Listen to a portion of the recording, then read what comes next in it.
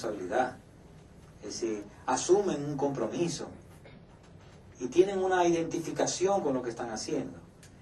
Entonces, en ese sentido, yo creo que es importante que nosotros entendamos eso y que nosotros nos podamos percatar de que cuando un estudiante no tenga esa capacidad, entonces hay que dirigirlo a orientación universitaria, a tutoría, hacer el esfuerzo por que esa persona se empodere de su autogestión y tratar de llevarlo al nivel de que pueda tomar el control de su aprendizaje.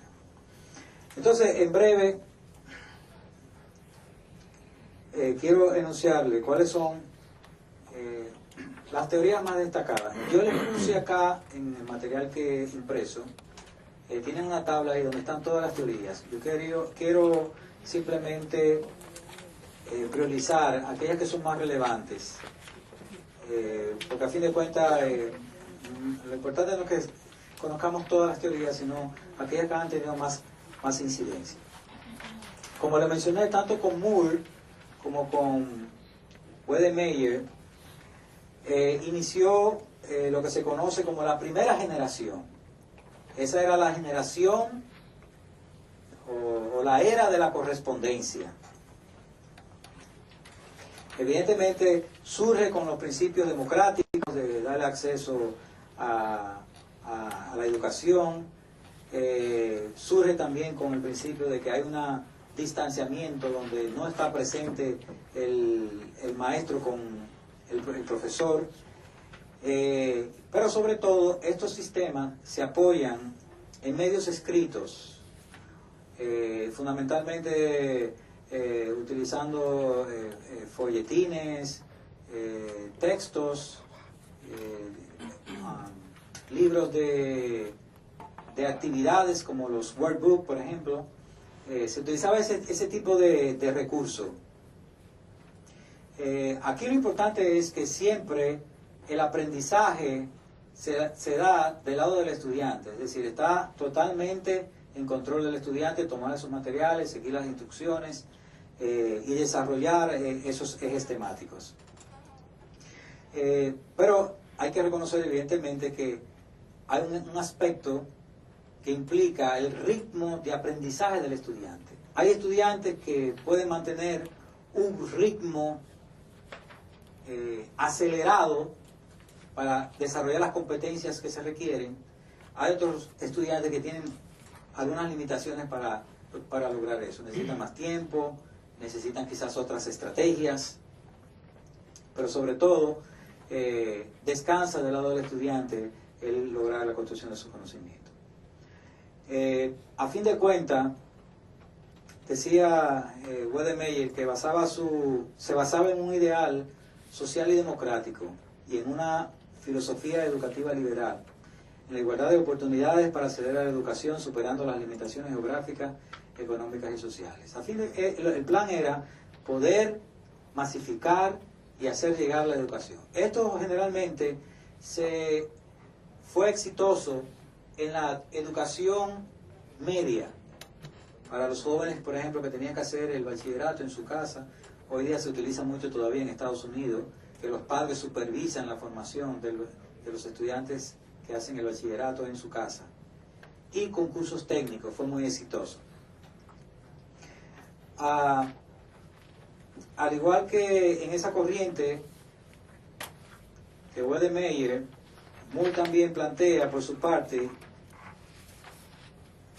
el aspecto de la autonomía y la gestión del conocimiento del lado del estudiante. Él es quien lleva su proceso, no es una transacción física que está localizada en el aula de estudio, sino que el estudiante lleva esas actividades a distancia.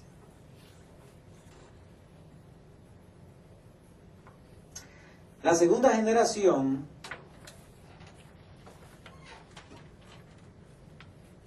es conocida como la era de la multimedia, todo lo que involucra el uso de recursos audiovisuales. Y uno de los grandes impulsores de esta iniciativa fue Peters, quien considera la educación a distancia como una forma indirecta de instrucción mediada que difiere de la presencial en la estructura didáctica del proceso de enseñanza-aprendizaje. Aquí el aspecto más relevante es el término de la mediación, porque a diferencia de los sistemas convencionales, tradicionales, la mediación implica una intervención del tutor cuando se requiere. ¿Qué significa eso? Que el estudiante por sí mismo, en términos de su autonomía, él logra o trata de lograr desarrollar las competencias de los ejes temáticos que tiene que conocer.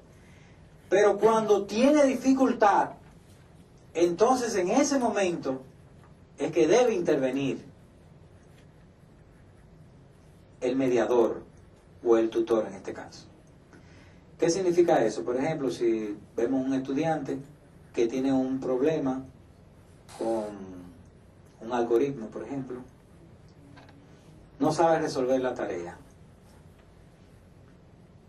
Si nosotros tomamos el problema y lo resolvemos para que el estudiante vea cómo se resuelve el problema, nosotros no estamos mediando. Nosotros estamos resolviendo la tarea.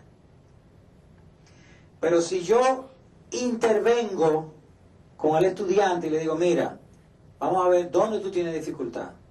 Mire, yo tengo dificultad porque no puedo hacer la derivación. Y yo le intervengo al estudiante y le digo, bueno, ¿cuáles son los principios generales para hacer una derivación de una fórmula? Bueno, lo que yo aprendí es que son estos y estos principios. Y voy guiando, voy mediando al estudiante. No le doy la solución al problema. Estoy interviniendo para que él poco a poco vaya tratando de descubrir cómo resolver el problema. Eso se llama una mediación leve. Es decir, yo intervengo levemente. Le doy una orientación, apelo a que él evoque sus conocimientos anteriores y que use esos principios para resolver esta nueva tarea. Eso se llama una mediación. Si el estudiante no puede resolver el problema, después que yo duro ahí un tiempo trabajando con el estudiante, entonces tengo que hacer una mediación, alta. Tengo entonces que tomar desde el principio, explicarle los principios y comenzar a hacer el ejercicio. Solamente así es que hago esa intervención. Entonces, es simplemente para que tengan una idea de lo que implica la mediación. Pero en sentido general, lo importante de esta corriente es que trataba de masificar la educación. Para fines de la sociedad industrial, como les decía, era idóneo porque simplemente era aprender procedimientos, aprender normas, aprender cómo hacer determinadas tareas, y para esos fines era totalmente compatible.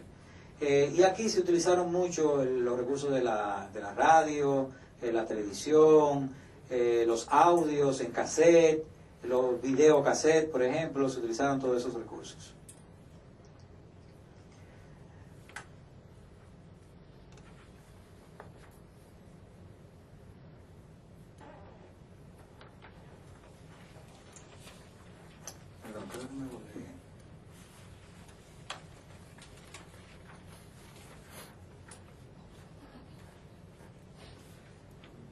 De hecho, por ejemplo, Peters plantea que como es un proceso industrial, todo debe de hacerse mecánicamente o estructuralmente o como gestión de procesos. En términos de definir objetivos, contenidos, la metodología, los prerequisitos del estudiante, los prerequisitos del docente, los recursos didácticos, es decir, todo eso debía ser organizado. Y desde el punto de vista de la organización creo que es un instrumento o una visión muy clara, porque todo este trabajo debe hacer